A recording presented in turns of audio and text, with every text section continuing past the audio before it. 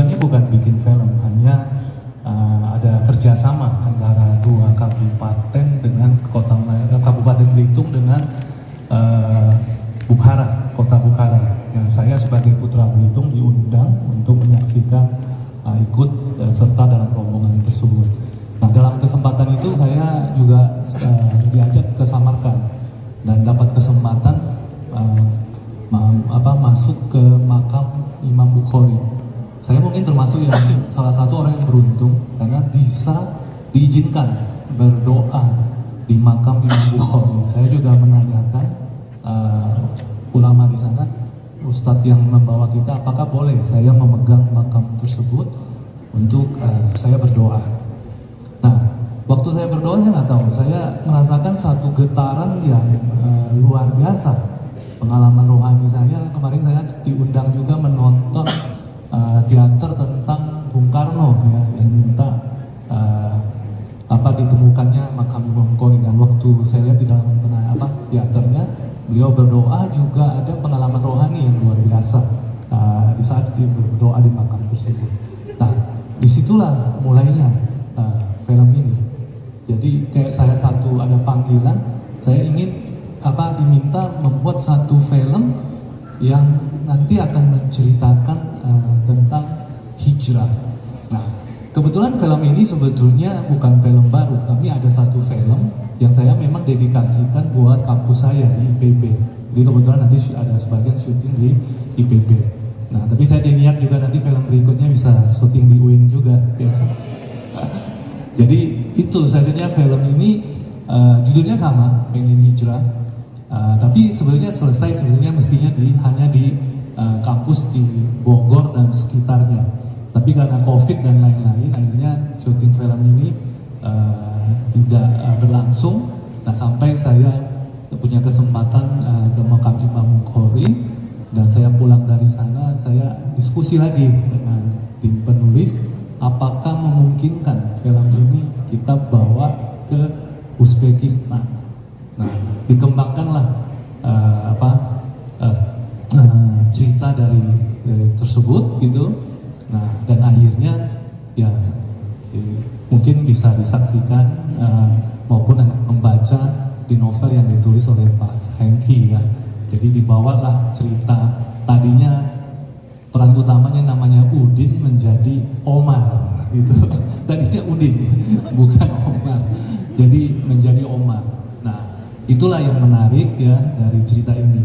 Nah, jadi kalau ditanya kenapa saya ada niat buat film ini, saya merasa bukan saya niatnya, tapi kayak ada panggilan, sesuatu panggilan, hanya film ini terwujud. Nah, karena saya juga hadir ke Uzbekistan itu bersama Pemda Belitung, dan kebetulan saya lahir di Belitung, jadi film ini juga saya bawa dan saya syuting juga di kampung saya di Belitung. Dan peran Alinanya tadinya juga orang Bogor saja, menjadi berasal dari Belitung. Jadi lengkap film ini di 3 lokasi ya, di Bogor sendiri, di kampus IPB dan sekitarnya, terus juga di Uzbekistan ya, dan kebetulan syuting juga di Museum Makam Imam Bukhari dan juga di Belitung ya. Mungkin itu sedikit gambaran tentang film ini kenapa hadir ya. Jadi mudah-mudahan tadi saya baru dapat dari Ustadz Al-Hakim, bukan karena saya ada baca hadis tersebut ya, tapi luar biasa ya, saya lihat mungkin Imam Bukhari yang menggerakkan kita semua yang hadir di sini ya, untuk adanya film ini melalui kita semua ya. Mudah-mudahan film ini bisa membawa inspirasi ya, dan pesan-pesan moral yang kuat, sehingga siapapun nanti yang menontonnya akan tergerak menuju ke arah yang lebih baik. Mungkin itu harapan kami sebagai eksekutif produser, mungkin seluruh tim yang ada. Terima kasih. Berbagai ide, terutama dari Pak Budi juga ada perubahan-perubahan dan banyak hal di situ. Dan ini tantangan yang memang luar biasa sekali ya. Terutama cerita ini juga awalnya dari milik Pak Budi, terus ditulis menjadi skenario sama Pak Pandik ya, Pak Andi, terus dilanjutkan Pak Penny dan sebagainya seperti itu. Tapi saya sangat bersyukur bisa bergabung di sini, bisa ikut andil di Pengen Hijrah ini, dan itu pun juga mengajari saya pribadi. Saya bertanya, apakah saya sudah berhijrah? Apakah saya sudah ada keinginan untuk berhijrah itu sendiri? Tapi alhamdulillah setelah menulis ini, ya mudah-mudahan jauh lebih baik lagi seperti itu. Jadi konsistensinya bagaimana dari dulu? Kemudian kalau nulis kemudian ada halangan, ada pendapat orang lain, bagaimana cara memblokir pikiran itu sehingga tetap jalan terus dan menghasilkan karya yang baik? Oke. Setelah, kalau prinsip saya selama ini setelah novel sudah jadi dan sudah beredar, ketika itu ada kritik, saran, itu saya tampung, nggak usah baper, karena itu sudah jadi. Itu kita jadikan patokan untuk karya kita ke depannya. Jadi kalau kita baper, kita aduh kok gini banget, dia jahat banget, enggak. Justru itu kita jadikan sebagai pelajaran buat kita cek, oh kekurangan saya ternyata seperti ini ya gitu. Jadi jangan kita ulangi lagi di karya berikutnya. Nanti kalau kita baper, kita bad mood, nggak mau nulis lagi sih. Ya kalau yang saya lakukan selama ini seperti itu. Ya. Mas Denis mau ditambahkan? Silakan. Ya buat Mbak yang sebenarnya artinya gini, kita semua biasanya saya pribadi khususnya ya, menjalani profesi ini harus latar belakangnya dengan passion. Jadi kalau Mbak punya passion dan melakukannya dengan cinta, ya berkaryanya atas nama cinta, tadi harusnya akan melahirkan konsistensi yang berkelanjutan. Nah mungkin di sini juga selain Mbak Hengki kan juga ada, selain Mas Hengki kan juga ada Zira juga penulis novel populer. Mungkin Zira juga bisa kasih input ya buat ini biar lebih kuat nih buat memotivasi Mbaknya yang hanya nanti. Satu paket ya, bisa nyanyi, bisa nulis, bisa acting. Wah, silakan. Assalamualaikum. Untuk konsistensi ya, kalau aku pribadi benar kata Mas Justice, karena menulis itu kan kita menulis karena kita menyukai itu. Kita menulis karena kita menuangkan perasaan cinta kita terhadap tulisan kita. Dan kalau kita sudah menuangkan sebuah cinta kepada tulisan kita nggak perlu mikirin apa kata orang lain. Karena udah sepenuhnya cinta kita untuk tulisan kita. Kita hanya pure, kita nulis untuk diri kita, dan tulisan kita pastikan itu berguna untuk orang lain. Yang penting kita pastikan tulisan kita berguna untuk orang lain, dan itu menurut aku udah cukup. Ketika kita udah merasa tulisan kita tidak membuat mudorot untuk orang, itu udah cukup untuk aku.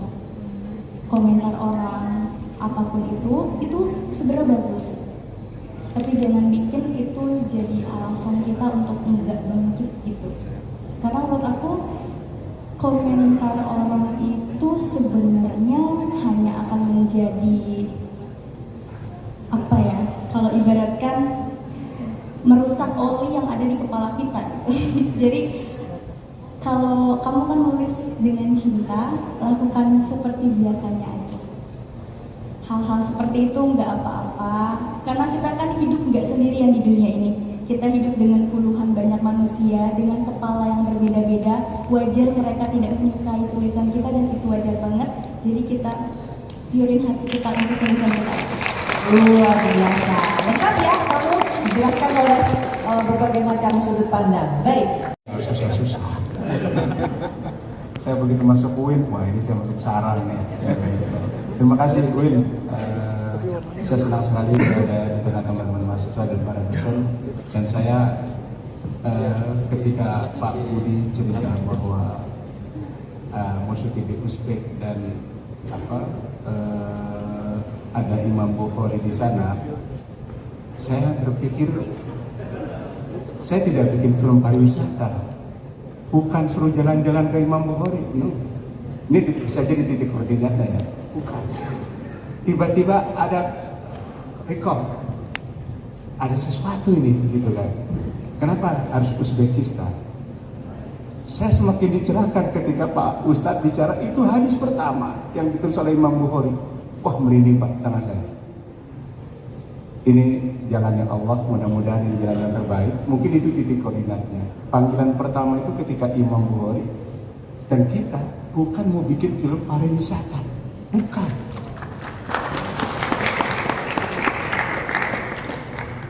Untuk lebih tahu titik koordinatnya harus nonton.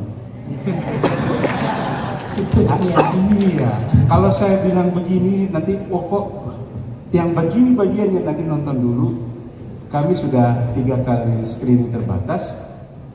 Alhamdulillah, mudah-mudahan inspirasi itu bisa nyampe ke bapak-bapak dan ibu-ibu juga hari ini. Nanti kita akan bikin screening terbatas juga. Siapa tahu mau menyelenggarakan ya silahkan saja. Ya, jadi itu. Jadi titik koordinatnya sementara saya berikan clue-nya seperti itu. Makasih.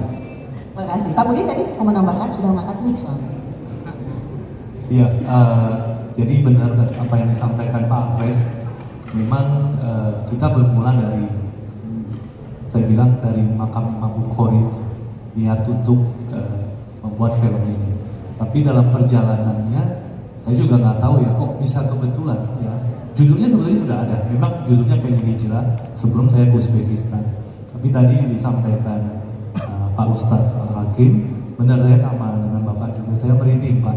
Kok bisa gitu ya, ini menjadi sesuatu gitu film ini.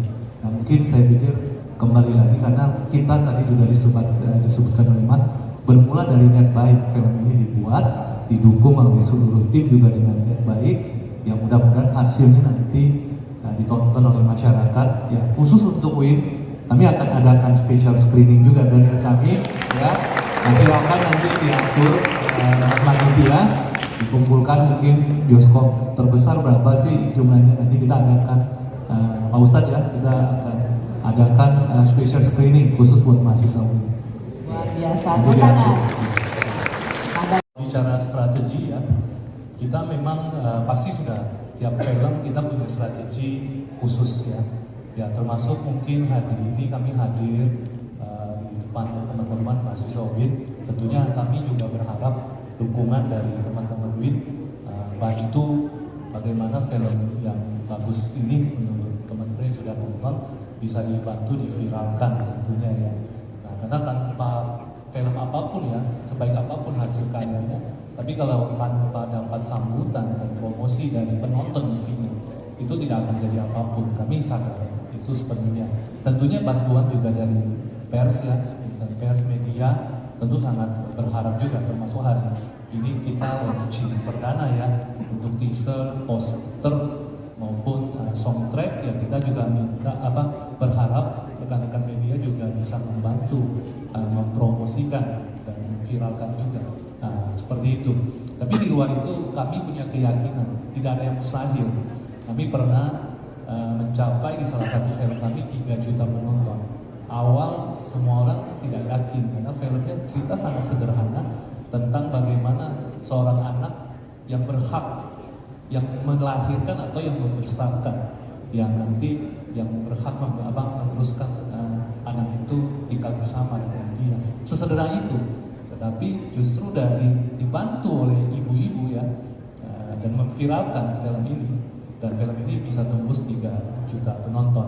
Saya yakin termasuk beberapa film yang kemarin baru terakhir ya, salah satu film animasi yang bisa tembus 10 juta penonton. Jadi tidak ada mustahil ya, kita bisa menjadi film viral. Banyak orang mungkin berpikir film religi sekarang lagi down ya, banyak kan film-film horor yang akan naik.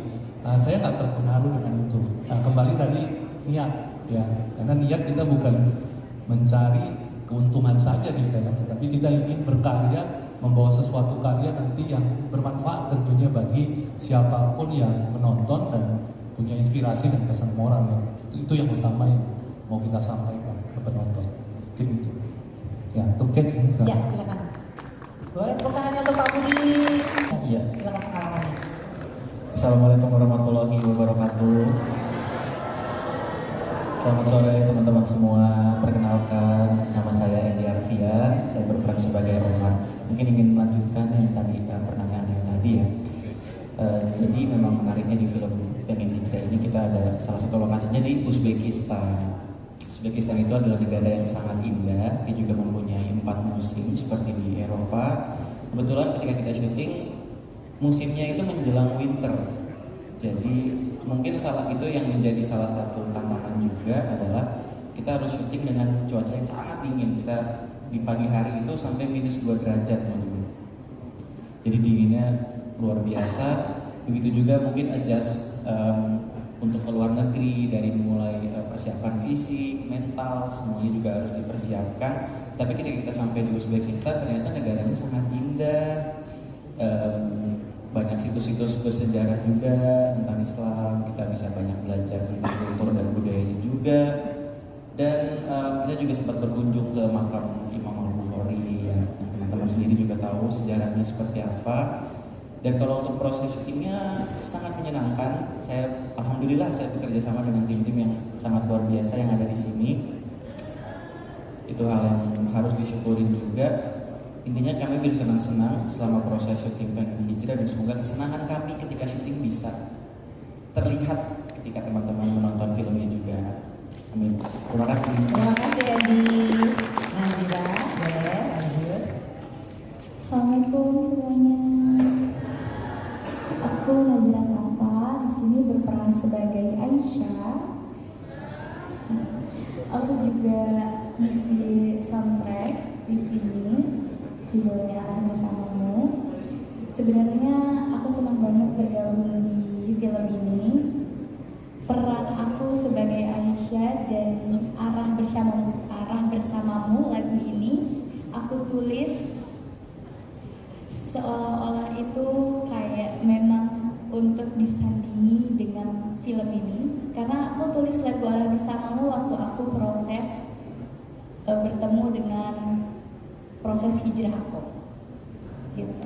Jadi di timing waktu itu aku nulis Arah Bersamamu itu 2019, aku nulis liriknya, aku nyanyiin lagunya 2023, dan lagu ini dipinang oleh film Pengen Hijrah 2024. Jadi menurut aku dipertemukan di waktu yang tepat dan aku bergabung di film ini. Lagunya ternyata sangat masuk banget. Lagunya menemani aku proses hijrah aku, dan lagu ini nemenin lagu ini di film Pengen Hijrah. Jadi menurut aku kayak timingnya sangat cocok. Aku bahagia banget, proses syutingnya juga bahagia banget. Aku ketemu sama Mas Justice, ketemu sama Kak Budi, ketemu sama Andy, ketemu sama Dava, teman-teman yang sangat baik. Dan kita juga ternyata punya kenangan-kenangan yang cukup baik lah selama proses syuting. Aku juga bisa ikut ke Uzbekistan untuk bikin video klip Arah Bersamamu, dan melihat proses syutingnya Omar dan Alina yang cukup menyenangkan karena mereka sangat kedinginan di sana. Bahagia banget bisa bergabung di film Pengen Hijrah. Semoga film ini juga menemani proses hijrah kalian. Tepuk tangan. Gitu ya. Terima kasih Zila. Biasanya tidak ada apa, Wardana. Boleh tepuk tangan. Halo, assalamualaikum warahmatullahi wabarakatuh, teman-teman Universitas Islam Negeri dan juga bapak-bapak filmmaker di sini. Terima kasih juga sudah mengajak saya di film Pengen Hijrah. Saya berperan sebagai Joe, dan menurut saya menarik dalam film ini adalah kita syutingnya di 4 kota ya, 4 tempat gitu, Jakarta, Bogor, Belitung, dan juga Uzbekistan. Jarang film Indonesia itu yang berani untuk syuting di beberapa tempat. Tapi di Pengen Hijrah ini cukup di highlight ya. Apalagi film Indonesia itu jarang sekali juga untuk syuting di luar negeri, dan akhirnya bisa lebih ter-highlight dalam film Pengen Hijrah ini. Dan sepertinya ini juga film pertama yang syuting di Uzbekistan ya. Belum pernah ada film Indonesia yang syuting di sana. Kita juga syuting di beberapa tempat Laskar Pelangi. Dia nonton nggak film Laskar Pelangi? Ada. Ya, itu juga banyak menemani masa kecil aku, jadi juga bisa bernostalgia balik ke Laskar Pelangi, dan kita bisa temukan di proses yang sangat menyenangkan buat aku film Pengen Hijrah. Terima kasih teman-teman semua. Terima kasih Bapak. Kami ke Sita Permatasari. Assalamualaikum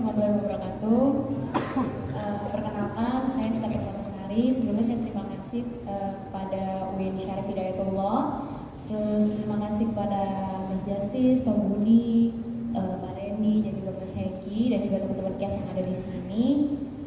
Kebetulan ini adalah film religi pertama saya, jadi ada banyak adjustment atau mungkin yang agak berbeda dari kehidupan saya pribadi, dengan apalagi ini kan religi hitungannya berhijrah gitu ya.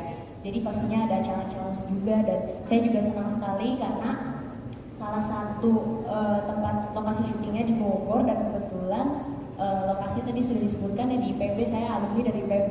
Jadi ada beberapa hal yang memang lekat sekali karena beberapa teman-teman saya juga banyak proses berhijrahnya juga di sana. Jadi sangat align sekali dengan film yang ada di Pengen Hijrah ini, karena saya adalah salah satu faktor yang mendukung dari Alina sendiri untuk berhijrah gitu. Jadi banyak hal-hal yang personal dan juga sangat relate ya dengan kehidupan saya. Jadi senang banget sih untuk bergabung juga dalam film Pengen Hijrah. Terima kasih. Tepuk tangan